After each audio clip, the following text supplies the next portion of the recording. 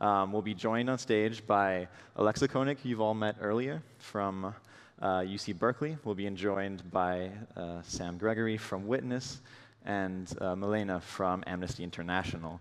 Elizabeth is going to moderate this session. We're going to talk about the application of this evidence for justice and accountability. We now have the archival evidence in these reports. What can we do with it? What is the impact? With this evidence, how do we work on persecutions, working with international bodies, and where do we go from here now that we have it all archived? So I'll turn to you, Elizabeth. Thank you. Thank you so much for joining us. Back to back now. I'm very pleased to be sharing the stage with you. And I guess we can start. Let me ask you, Alexa. Maybe you can tell us a little bit about how lawyers are using open source intelligence, open source information in prosecution of human rights abuses, and maybe some cases that in which such information was particularly useful. Absolutely, thanks. Maybe I'll start by telling you a little bit about how the Human Rights Center at Berkeley Law became involved in this issue in the first place, because I think that really does illustrate some of the potential uses and how they've been successful. Back in 2011, we were noticing that there were several cases at the International Criminal Court that were falling apart at fairly early stages of prosecution. And the question that we were asking as researchers was why. These were for very high-level war crimes perpetrators, human rights abusers, and there was a lot of information floating out there in the media about what had been going on. So we sent a PhD student in history, and she went to the court. She went through all the court filings, looked at what the judges had to say, and she came back and said there's two problems. First of all, the judges are saying that the prosecution teams are over-relying on UN and other NGO reports, and those are not evidence. You need to go get your own. And second of all, they're over-relying on witness testimony. And unfortunately, what was happening was with time and trauma, people's memories become fallible, or they're terrorized by very powerful people in their communities to not show up. So without that corroborating information to back up what they were saying, there was a lack of information to actually have these cases move forward.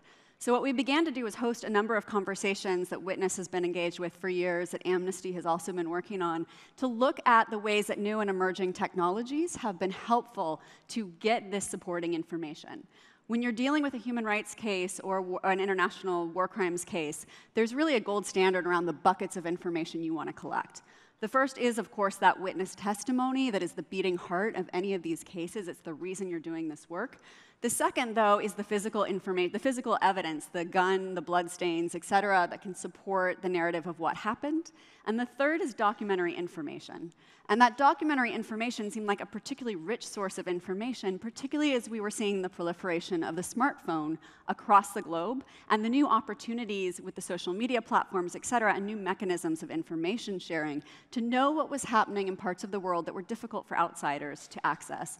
And particularly when you're talking about human rights cases, international criminal war crimes cases, a lot of times the venues are outside the conflict zone. For diplomatic reasons, for cost reasons, and for security reasons, it's often hard to get on the ground quick enough to get that primary information. So increasingly, that information that was flowing over social media and other online places, and that journalists were getting out from the ground, became a really rich trove of data. So the ways, then, that this information can be particularly helpful. One, can it really help understand whether a case is worth pursuing? Is there going to be enough documentary information out there to support what survivors are saying? A second is to help understand the trustworthiness of your sources. So what you're hearing, the narrative coming out from the ground, is there corroborating information? A third is to give context to the other sources, the physical data and the testimonial data. And a couple of kinds of evidence that it can really provide is going to be lead information, so information that leads you to other sources of content. For example, if you're looking at a video that comes out of Syria, can you tell from the people that are depicted in that who might make good witnesses to follow up on if you are a war crimes investigator?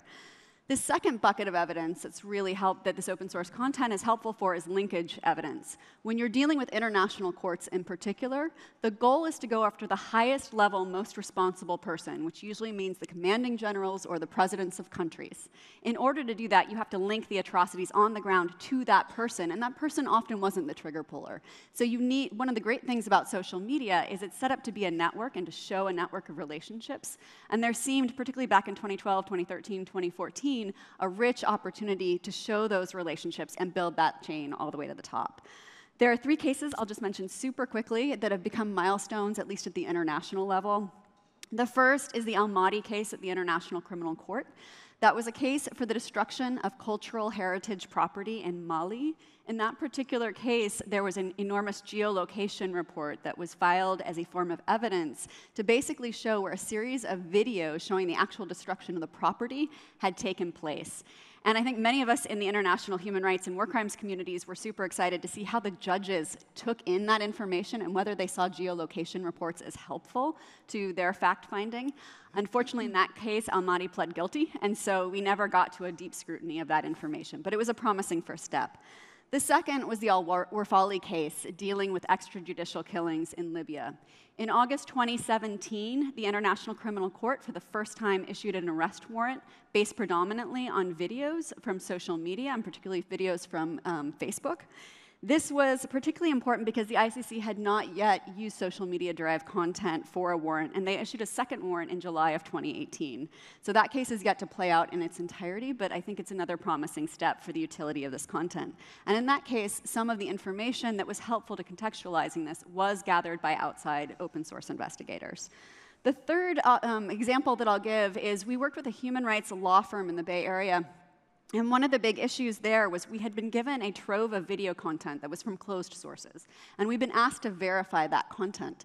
After we did so, we asked the human rights lawyers, would you like us to see what else we could find using open source information tactics? And sure enough, we were able to comb YouTube and find another trove of videos. And when we handed them over, this is a case that was dealing with torture, they said, oh my goodness, you've now shown a level of systematicity from the volume of content that you were able to grab that corroborated what we already had, that maybe this is no longer a domestic case, but actually an international one. We've now seen at the National War Crimes Unit level a number of uses of open source information in courts, and I think the numbers just continue to grow. We've seen it now in Sweden, in Germany, in Finland, and the Netherlands, and I know there are a number of other jurisdictions that are recognizing finally the utility of this data. And Milena, maybe you can talk to us a bit about Amnesty International's increasing use of open source information and how that information corroborated or disproved information that your researchers collected on the ground, your testimonies that you've been able to collect. For sure. So first of all, at Amnesty, we have the immense privilege to be able to do multi-layered, multidisciplinary investigations. So I know that's not the case for many of us. We either focus on on-the-ground investigations or sometimes mostly on open source investigations. And at Amnesty, we have a team called the Crisis Response Team, which I'm part of. And we have both senior researchers that deploy on the ground every time there's a crisis, a breaking crisis. So they go over all the protocols that Amnesty has, and these are special researchers. Not all Amnesty researchers would be able to deploy so quickly and so efficiently on the ground. But their role is to get there and get this first-hand evidence, talking to witnesses, talking to victims. What we do in addition to that, we have what we call the evidence lab. It's part of the same crisis response team. And there we have weapons experts. So we have people that help us corroborate and understand what weapons were used, for example, in a bombing. We have remote sensing experts that help us analyze satellite imagery, but also other remote sensors. We have open source investigators. We have data specialists. And most of all, we also go beyond our team, because as large of a team as you can build is not enough for all the emerging crises out there. So we built 2 programs that help us reach out to broader communities. One is the Digital Verification Core, where UC Berkeley and the Human Rights Center, where Alexa works, is one of our biggest partners. We work with 6 universities around the world, and we train a network of students to do the kind of work that we all do, open source investigations, and they become really the next generation of human rights investigators.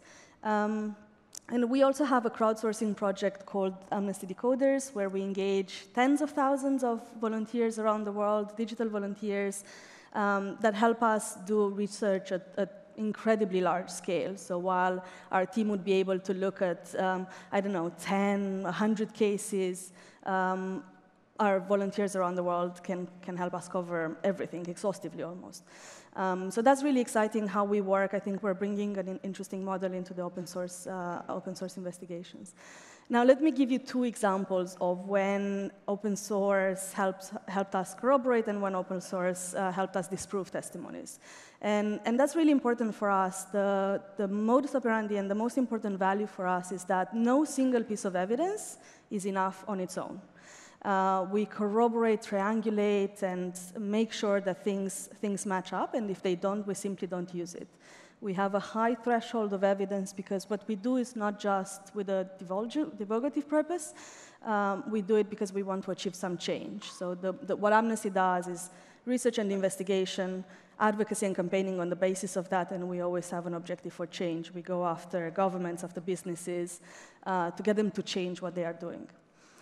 So one example was our investigation in Somalia into drone strikes and civilian casualties as a result of drone strikes in Somalia.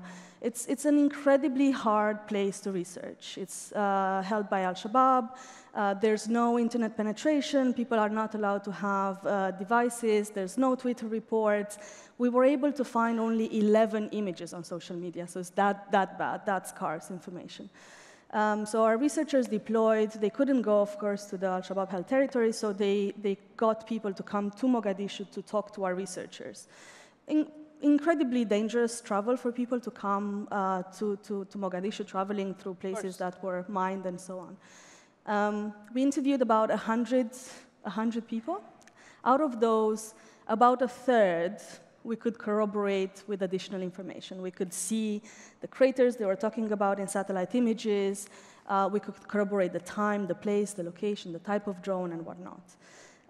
The other third we could not corroborate, and therefore we could not use. And the last third were just lies. And people have the weirdest incentives to lie. In this case, in Somalia, was that travel being paid to Mogadishu. Oh, my Lord. And sometimes people lie because they have a vested interest, they have their agenda, but in this case, were like really the most innocent reasons to lie. But it's really important for us to really bring all this together. So having satellite imagery and remote sensing is one of the most important pillars of investigations for us because it helps us pinpoint the day, the location, and so on. On the other hand, I'll give an example where we managed to bring together such different pillars of evidence in a very successful way. That was our work on Raqqa in Syria. So we've done one of the largest investigations into civilian casualties in Raqqa. We just launched the report on the 24th of April, so just a month ago. You can go check it out at raqqa.amnesty.org. Really phenomenal work. Thank you.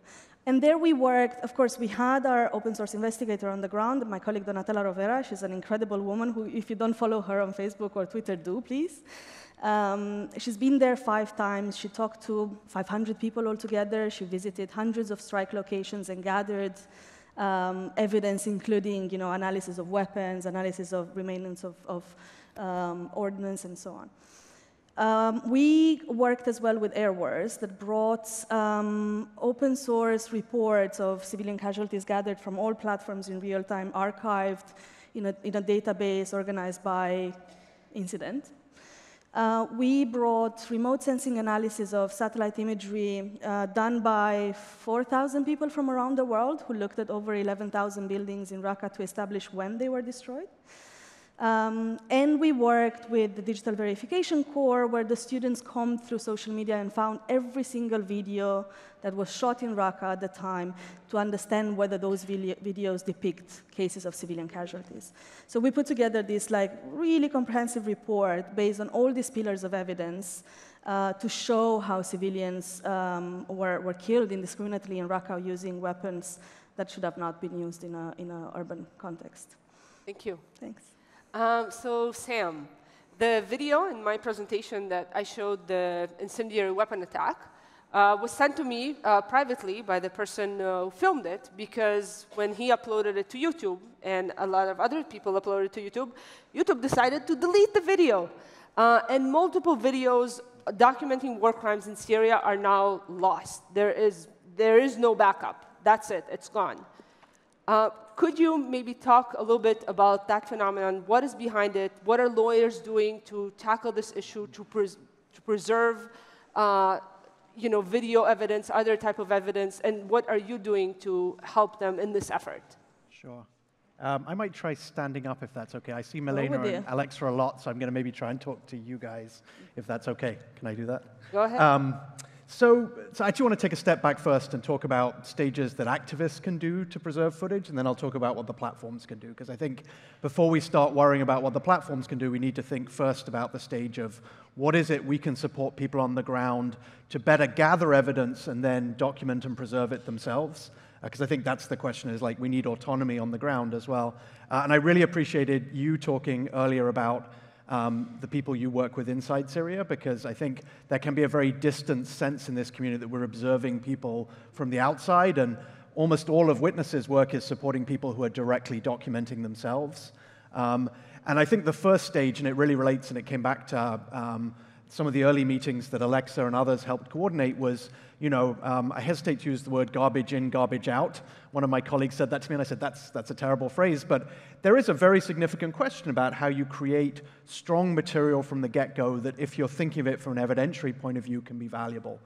So a large amount of our work, and I've shared a link in Twitter, is around how do you support people first to gather information that could be valued as potential evidence. And I think that's a really important stage, is how do we equip the people who are the first-hand witnesses, the ongoing civic defenders, to know what to gather. Second stage is to know how to preserve it. And I think it's really important to think about how we help people preserve their own autonomous archives of content, which they could choose to share to OSINT investigators, to Amnesty, to the Digital Verification Corps, but that they also have control over, because, well, I'm going to come to it in a second, YouTube is not a reliable archive.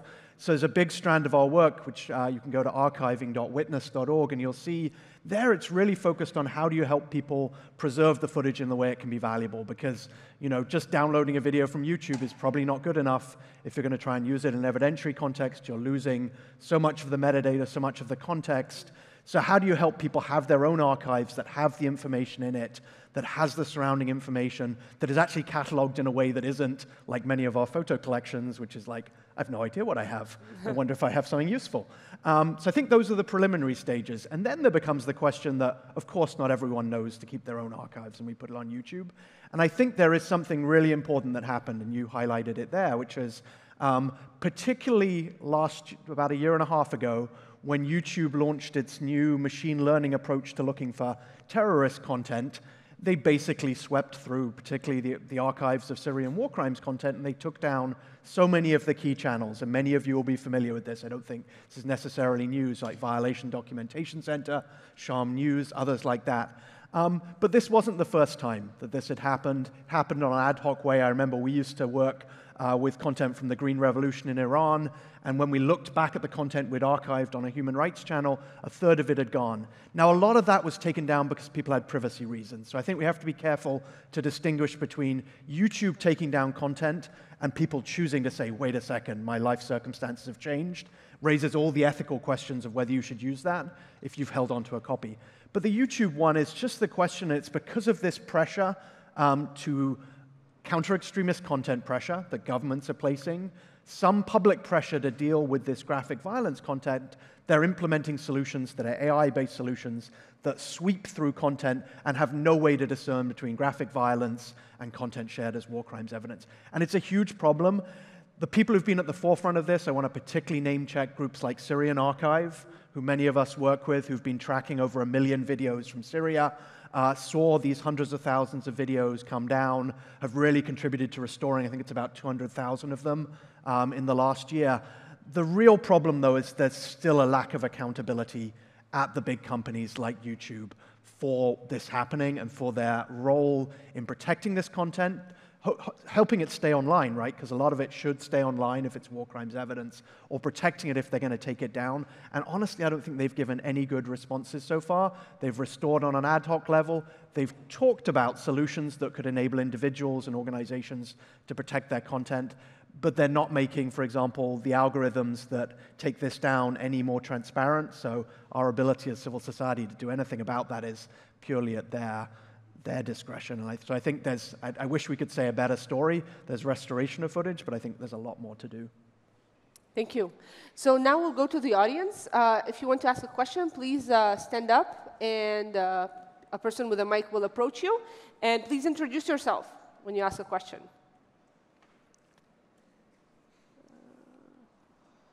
Kind of dark. Okay. Hi, I'm Marin. I'm a reporter.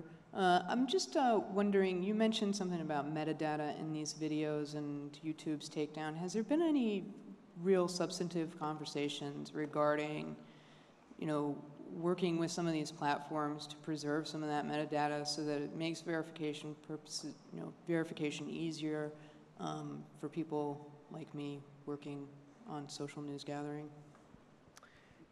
I think probably a number of us could reply. Yeah. Alexa, do you want to start? Sure. So there have been a lot of conversations. I think one of my growing concerns about those conversations at this point is that they've been somewhat bilateral with all of the war crimes human rights organizations. And so I feel a little bit like we were talking about the 40s earlier from Ben, and that fifth D that came up around divide. I feel like there's a little bit of a division or a dividing that's happening by the companies by having these one-on-one conversations instead of really addressing it with the community of people who have legitimate use cases around preserving and accessing that information for journalistic reasons, freedom of expression, access to information reasons.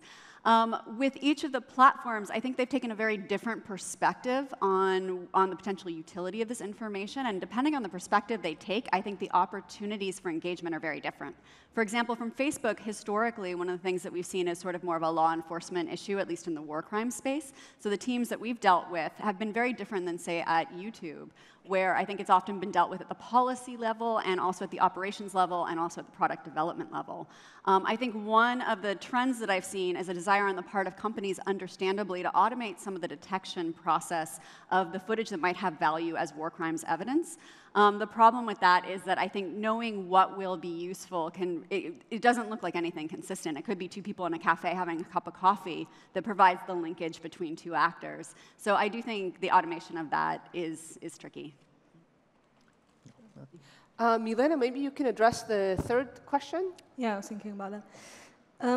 I think it's about what is an acceptable level of evidence to determine whether something happened or not. I really think it depends a lot on your objectives. At Amnesty, as I said, our goals are always change, and we often do the work that governments and companies don't do themselves. So in the case of Raqqa, the investigation really should have been done by the US government, by the coalition, to understand the civilian casualties that their own bombing campaign caused. They haven't done that. They have only done reacting responses to claims from organizations like Amnesty and Air Wars, very often dismissing our claims as non-credible. So that's why for us, the threshold is very high. We cannot give them any additional reason to dismiss our evidence as non-credible. So we have to have corroborating evidence. And as I said, we do discard any evidence, any incident that doesn't meet that threshold, where there's no corroborative information. Now, as I said, it really depends on the purpose. And our partners at Air Wars document any allegation from social media, and they have a grading system from fair to contested. So these are evidence where even if there are different pieces of evidence on social media, they contest each other through to confirmed by the US military. So you can grade your evidence to what it really says and be transparent about that. But at Amnesty, as I said, we discard them. We cannot use information that is not corroborated, that is not located, where we don't know the what, where, when, and how. But other organizations, and I think this is equally important, preserve everything, even if maybe at the time of divulgation they don't meet that threshold. So again, depends on your goals. Thank you. Sam, maybe you can address the Libyan case raised here in the second question. I think Alexa would be better. I think I could address the third one better, if I might ask. Go ahead. Go for it. Just, I think Alexa is right in the middle of thinking about that case, so I want to hear what you say about that, actually. I do want to point to the third one, because I do think there's applicability on these methods, but we also have to be careful how we extend them.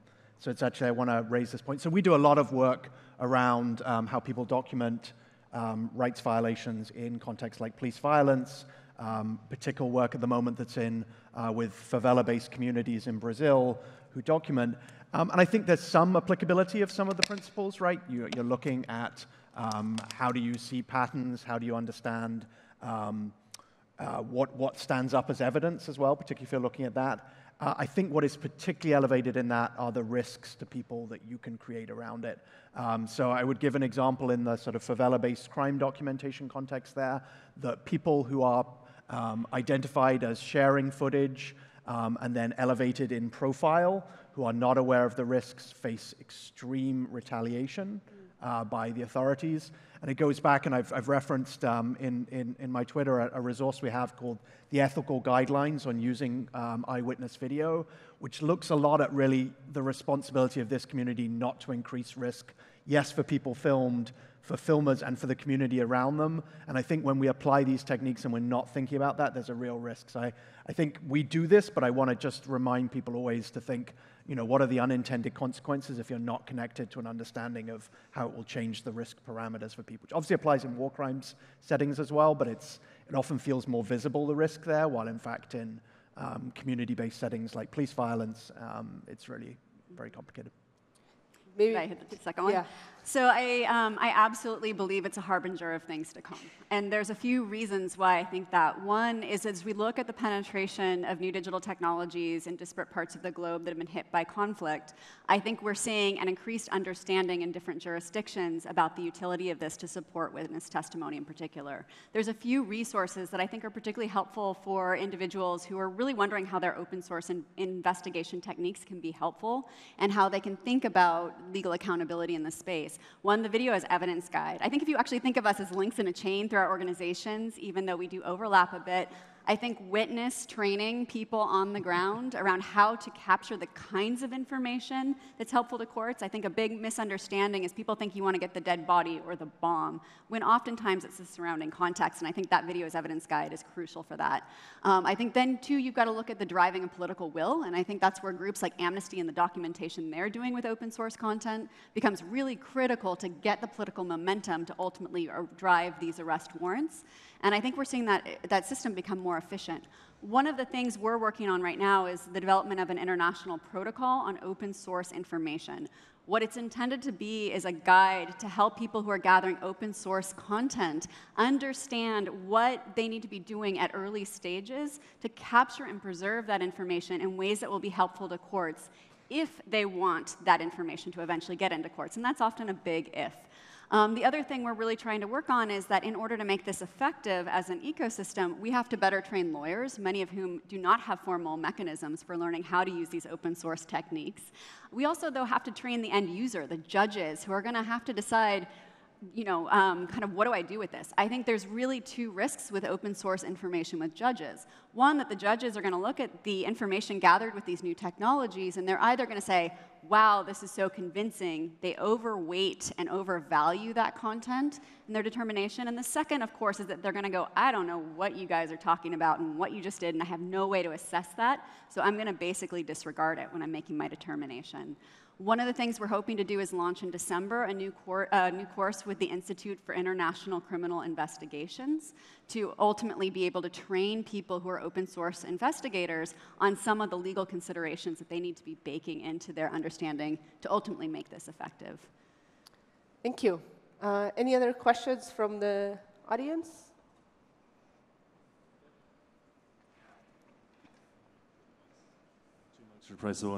Hello guys, Kieran O'Connor here from Storyful. Thank you very much. Content erasure is definitely a large problem. One thing we've encountered a lot in the last year or two in covering areas like Syria is the effect of closed platforms or even open platforms closing. We've seen the GraphSearch and Facebook closing down or being paused, as has officially been said. Just wondering, what are your thoughts on how, because a big struggle for us is that something goes through the ringer on WhatsApp or on Signal or even on Telegram. How do we stand that up? Because if anything, it only adds to the fog of war and uncertainty. Do you want to take it? No, go ahead. I may follow after you, but go ahead. Do you want to take it? Sure. It's an easy question. Everybody wants I think it's a huge issue, and I just want to give a shout out. Actually, we have a report coming out with Storyful on tracking perpetrator shot footage, which actually is often the most complicated because it's de facto often moved into closed platforms because the mainstream platforms don't want it. So an early precursor, I think, actually of working out how to deal with closed platforms has been how to look at perpetrator footage, which moved into those before we had widespread use of even WhatsApp, say. I think there's smart things we can do to help people. I'll give one perspective and then see what others think. You know, in one particular war crimes context we've been working in recently, primarily people are sharing content in WhatsApp.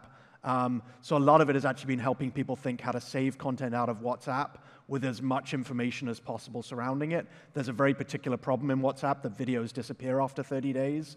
So you actually have to think very systematically how to save them and preserve them. So I think there is a part which is just thinking smartly about how do we have good protocols that reflect those platforms. How do you move fast? That's the problem with closed platforms as well, particularly, again, going back to perpetrator footage, that if it surges up in a space, it's often taken down or removed. So maybe that's one thing from our end, but yeah. Yeah, I can say that personally, as someone who relies quite heavily now, there's definitely on footage coming out of Syria, it's definitely moving more into Telegram and WhatsApp. And those are definitely very powerful tools for spreading rumors and misinformation. And I think the main challenge actually is not just for outsiders investigating, is the fact that these videos being shared, information being shared, often has impact on the ground, even if it's false. Because if enough people believe that it is true, they will follow up on that information. And that can lead to violence, that can lead to attacks, to retribution, based really on just complete fabrications. Thank you so much. I think we are nearly out of time. Thank you. Thank you. Thank you.